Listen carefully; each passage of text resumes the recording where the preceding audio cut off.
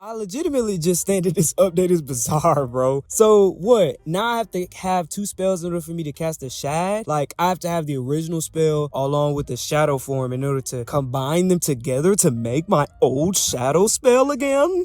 No. Although my initial opinion of it is that it's pretty good. I actually kind of like it because I think it makes sense according to the lore. Now, according to the lore, you always cast shadow magic with a cost. And I think the fact that these spells, even spells that you're using to hit people, the fact that there's a trade-off to it, I think it makes sense according to the lore. So I think that that's always going to be a good change. Having gameplay reflect the lore, I think that it's just the devs paying attention to what they're writing, and you can never really go bad with that. Although I will criticize the shad rating system, because you're trying to make it to where, oh, maybe you can, what I'm saying? Yeah, we want it to be kind of uniform, but at the same time, what I'm saying? I still want it to be like, you still gotta leave it up to chin type shit, what I'm saying? Like, to me, that just don't make no damn sense, because it's like, you're already giving up stats to get that shad rating anyway. You're either giving up damage, maybe, health, maybe, resist, some type of stat in order for you to get that shad rating, especially since they're not normally found on boots and hats to a higher extent, so you're definitely sacrificing something. In that case, I think that somebody who isn't running shad rating is in theory gonna do more damage than you anyway, even if you have your shadow enhanced hits with good shad rating, because they're just able to hit quicker than you. And then not to mention gambit spells that were in PvP, they're now in PvE as well, so they're really underwhelming now, because I could just shield a couple times and hit your dumb ass with a goddamn shield gambit for a couple bands with nothing. So it's like, I honestly think it's kind of underwhelming.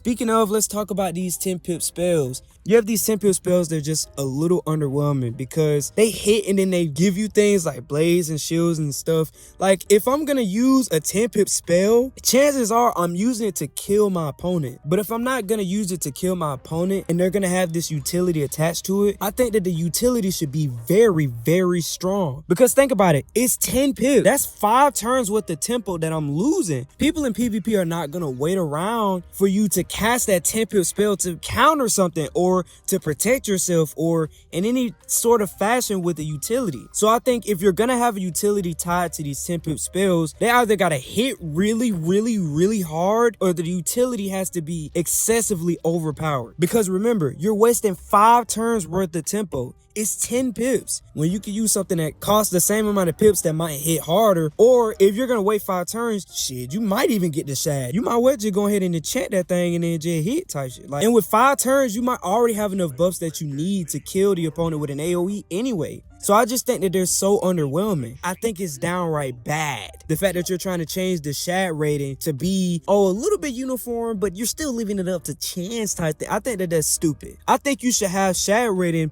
be uniform, because you're already giving up stuff to get that thing in the first place. It's extremely difficult to get, and the damage, it's diminishing returns compared to somebody who isn't even running it, because they could just hit quicker than you, right? So I think that it balances out to the point where you should have your shad rating be uniform. Like, why am I waiting 3 turns to get a shad against a lost soul? Like, what? Bro, I just yielded up to God at that point. That's not even including the fact that in order for you to even get shad gear, you have to be in a guild and do raids, which is always going to be a negative to me, which in turn makes this whole shad change just a complete negative, and you might as well just go ahead and pack it up. It's a waste of time. Because guilds in of themselves is not a bad idea. I just think that it's executed poorly, mainly because it's extremely time consuming. It costs an excessive amount of money. You need to have 8 to 12 players, which makes it very difficult to even schedule raids in the first place. Editing Hula here. And to top this off, they actually patched guild hopping. So now if you're in a guild, bro, you basically just need to stay there, because, or if you're gonna switch guilds,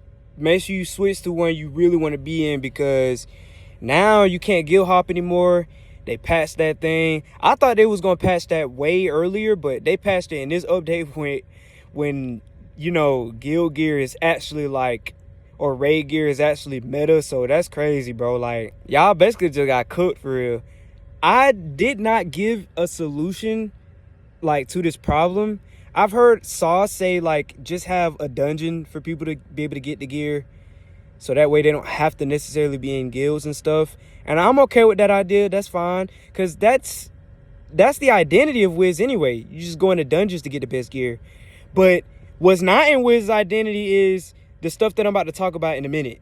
So I'm gonna just let the video play out. So yeah, you're gonna have to keep listening. And lastly, it could be a huge waste of time because you can go in for 3 hours and not even get everything that you need. It's a slap in the face to people who have already put time in, because I got 7 max wizards. Well, they're not max anymore, you know what I'm saying? They want 70, but it's a slap in the face for people who already put in a lot of time, because I gotta put in even more time to get that gear within 3 hours, which is so stupid. It's a slap in the face. The only good thing I can say about this shad change is the fact that certain schools get new AoEs. Like Snowball Barrage, I think is really cool, because it's basically just a brand new AoE for ice. I just find that to be so goddamn fire, you know what I'm saying? Like, shit, I can quest on my own now, because I could just Snowball Barrage into the Snowball Barrage, and they practically dead at this point. You already know. Yes, sir. Yes, sir. Even though it does, like, negative damage, and you need spell elements to make it like Tempest. Although, your stats on ice kind of make it balance out anyway, so you're not really hitting that hard, but I used it, and I'm not really hitting that hard, but I like it, though. I like it. Including the fact that a lot of the shad spells I thought were really cool, and now I can just cast them normally. Like, Glow Buzz is my favorite storm spell, so I'm practically just gonna be using that forever. Like, dog, they tell me something, why you ain't packing Storm Lord, bro? Like, you could have been here out there being killed. I'm like, bro, listen, Glow Buzz is just, it's just too fire. Like, I'm sorry.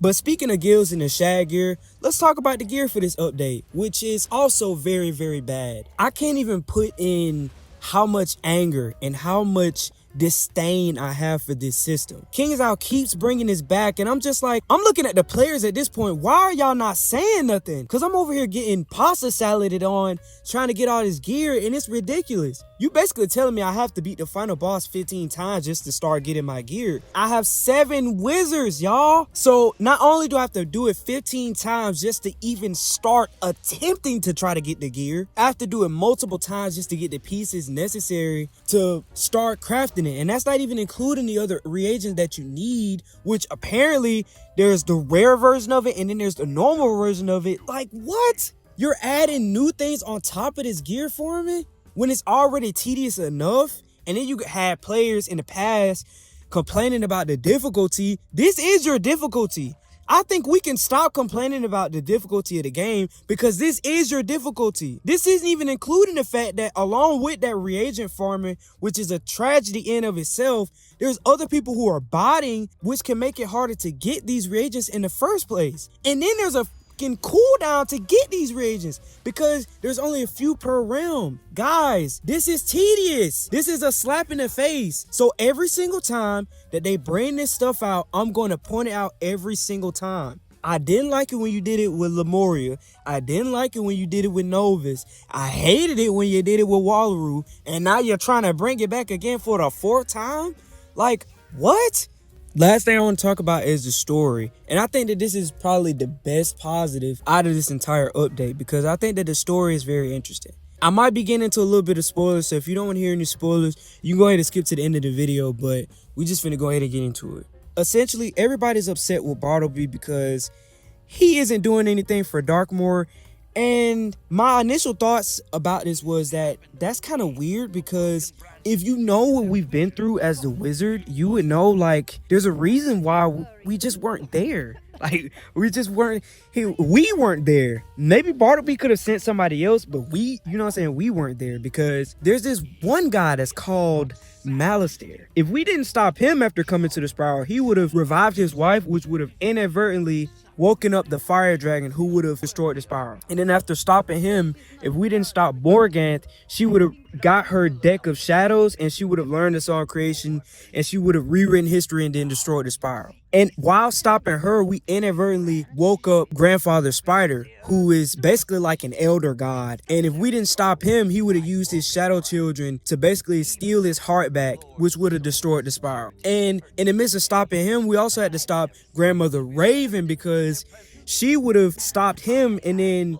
inadvertently rewritten the spiral because she thought it was too much stuff going on and then destroyed the spiral. So we had to stop her. But in the midst of stopping both of them, we inadvertently became a paradox, which created the nothing, who is basically like a new god that's been born into the universe. And if we didn't teach him how to be good and steer him away from evil, he would have seen all the evil that was going on and basically destroyed the spiral because he didn't like all this. So you can kind of see where I'm going with this. Like, if we didn't do any of those things, we wouldn't have even been powerful enough to go into Darkmoor anyway. So I think it balances out why we weren't here. But maybe you could say Bartleby could have just sent somebody else. You know, he could have just sent somebody else to help us do these things or whatever, right? But I think we were probably the only person that could wield Bartleby's powers the right way, or in a way that would be effective. So I want to say maybe he could have sent somebody, but it wouldn't be as effective as we are, as the wizard and as his scion. We also learned that Merle got the spell trees from Darkmoor. Like, he was in Darkmoor and he was learning some stuff, but he got scared because of the Scholomance, which is basically like the baby form of shadow magic. So he didn't like all that. So he, you know what I'm saying, he skedaddled. That man Merle got some dark history, bro. Like, the new villain, I really like her. She basically just came in and basically killed Sylvie. And you know what I'm saying? She basically was just trying to find a way to get into the dreaming and like engulf herself in it so that Bartleby couldn't see her. So now she could do whatever she want because Bartleby can't see her. Nobody can stop her. Like, we was talking to her in the story and whatever, and she just seemed like she trying to learn things in order for her to... And she was hurting people in the process because that vampire girl that turned to a human, she died. And she didn't even care about that girl. That was crazy. One of the main things that I think is interesting is the fact that she said that she came in through how we came in. Or like, she caught wave of how we got in through our energy or whatever. Or like when we were transferring over. And she caught wave and she got into the spiral that way. Like, now, I ain't gonna lie. Now what I want to see is like, I want to see them make a Earth world, like put an Earth world into the spiral, and like we go to Earth type shit, you know what I'm saying, for like one of these new worlds. And like it ain't even no fighting, it's just all dialogue. That jump would probably be so fire. Like, we going into Earth, we ain't even fighting mobs for real. Or like if we're fighting like street thugs and junk, but we cast like a storm cat, you know what I'm saying, he hit that boy for like 1 damage and he just fall over. He like, ah. Like, how would the world react to us having magic? That joint would be crazy.